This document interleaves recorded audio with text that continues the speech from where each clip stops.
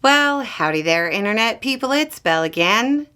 So today, we're going to talk about Trump, confidence, and Great Recession levels.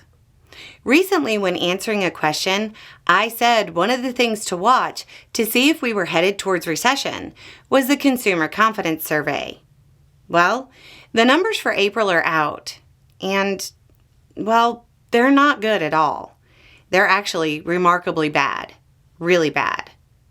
Okay, so I know we've covered this in the past, but just a quick recap on what this is. The Conference Board does this survey, which results in 3 indexes: the Consumer Confidence Index, the Present Situation Index, and the Expectations Index. They're well titled and pretty self-explanatory. They provide a lot of insight into how people feel about the economy.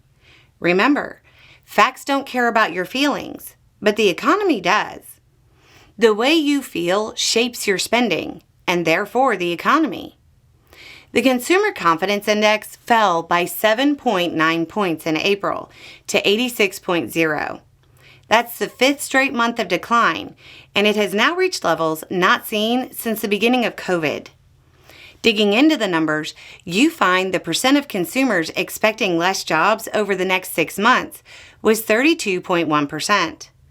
That's almost as bad as April 2009, the middle of the Great Recession. Stephanie Guichard, senior economist, Global Indicators, at the Conference Board, said, quote, "In addition, expectations about future income prospects turned clearly negative for the first time in 5 years, suggesting that concerns about the economy have now spread to consumers worrying about their own personal situations." If consumers are worried about their own situation, they might spend less, leading to a contraction of the GDP. The Present Situation Index only fell about 0.9%. That's not horrible, and if it wasn't part of a multi-month trend, wouldn't even be worth mentioning. But then we come to the big one, the Expectations Index.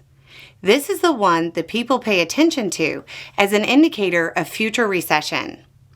Generally, people view any number below 80 as an indication of trouble ahead. It was already below 80 last month. The index fell another 12.5 points to 54.4. That's the lowest level since 2011. If it continues to fall with the trend it's been on for the last few months, next month we'll see numbers not seen since the Great Recession. What does all of this mean? Well, I've often pointed out that many times we as the American public don't know we're in a recession until we've been in one for a while. I've also said I won't wait for an official declaration to say I think we're in one. At time of recording, the GDP numbers aren't out yet, but they're supposed to come out today. If they're bad, they'll reinforce everybody's feelings and therefore how they interact with the economy. That'll be the deciding factor. Expect economic news to dominate the media this week. Anyway, it's just a thought. Y'all have a good day.